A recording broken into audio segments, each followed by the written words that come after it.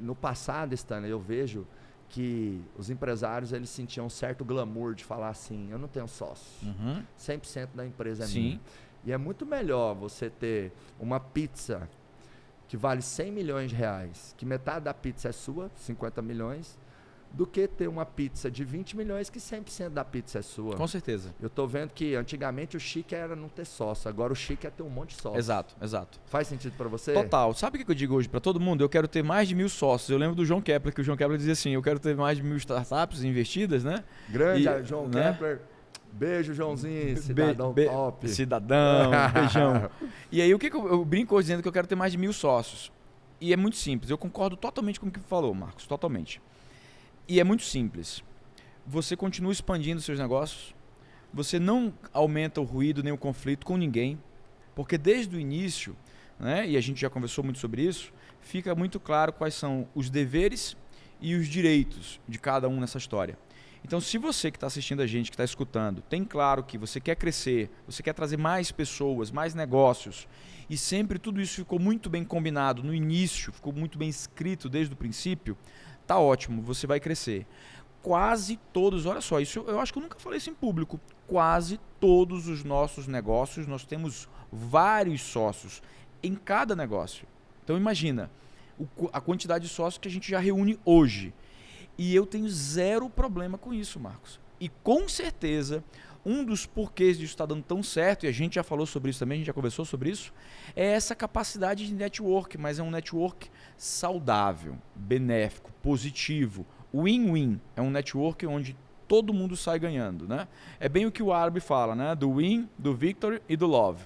Né? Se tem essas três coisas na nossa negociação, no nosso trabalho, no nosso dia a dia, acabou, é sucesso com certeza. É o famoso dividir para multiplicar. Com certeza. Agora, Stanley, fala um pouquinho de como é a sua abordagem, o seu jeitão como líder e gestor no dia a dia, que premissas você usa, como você atua, qual que é o estilo Stanley de ser dentro da empresa? Tu sabe que a gente começou a desenhar uma metodologia para explicar isso, né?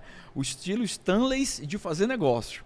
Porque no final das contas, com os nossos colaboradores, com os nossos sócios, com os nossos clientes, né? É uma negociação, é um negócio constante, né? E tem que ser positivo para os dois. Então, cada vez, Marcos, eu ontem estava conversando sobre isso, cada vez eu percebo que tudo está sendo muito mais espiritual na nossa gestão, tudo está sendo muito mais espirituoso, tudo está tendo muito mais contato com princípios, que são princípios que não deixam de ser princípios cristãos.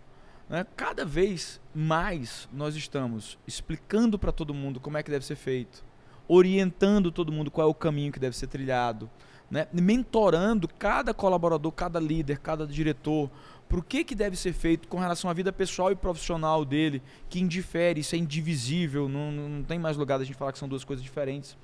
Então, o jeito Stanley hoje de fazer negócio e de lidar com tudo isso não é paternalista, mas não deixa de ser uma forma metodológica, uma forma docente de tocar o negócio, explicando, né, muito passo a passo o que dá certo, o que dá errado, como é que deve ser feito, como é que é a cobrança, né? Aquele lance do líder carrasco, aquilo não existe mais, né? Perfeito. A gente precisa convencer, conquistar, né? A gente precisa namorar até os nossos colaboradores, né? Os nossos clientes. A gente tem que deixar todo mundo apaixonado pela gente. Todo mundo tem que ser fã nosso, porque senão não vai seguir, não adianta, não vai fazer. Perfeito. A gente dá a costa e não vai. Né? Então, essa é a minha ideia e isso eu falo claramente para o time todo. Né? E esse contato, essa proximidade, também não tem mais lugar do líder distante, né? Num pedestal. Tem que estar o tempo todo no corpo a corpo, junto, né? Na mesma mesa. Claro, cada qual com as suas obrigações, com seus deveres, lógico, com seus direitos. E muitas vezes os seres humanos, eles se lembram dos seus direitos, mas se esquecem dos seus deveres. Claro, é o normal. Tem um mantra dentro da nossa cultura, Stanley, que eu repito para os líderes, e os líderes repetem para os colaboradores, porque a empresa ela é muito um cascateamento, né? O que os diretores, os sócios, os acionistas comunicam para os líderes repassam isso para a operação, né? Com certeza. E eu ensino a galera a acreditar e viver isso aqui, ó. O ser humano ele tem o direito de errar, mas ele tem o dever de aprender. Exato. Então, errou 1, 2, 3, às vezes até 5 vezes para aprender o negócio, faz parte. Nós temos que ter estômago e entender que para uma pessoa ficar boa, ela vai errar. Mas a partir do momento que a pessoa sabe minimamente como fazer e erra, aí deixou de ser erro, aí virou falha. Exato. Então eu falo dentro da empresa, o erro é bem-vindo, porque o erro ele é um construtor de competências. Agora a falha não é bem-vinda. Exato. Porque a pessoa ela já tinha os insumos para fazer minimamente bem feito, e aí se ela falhou, ela gerou prejuízo, ela gerou ruído, ela gerou algum tipo de atrito com o cliente, e ela nem aprendeu. Por quê? Porque ela já tinha aprendido. Então, você errar até consolidar a competência, ok, consolidou a competência, aí é falha.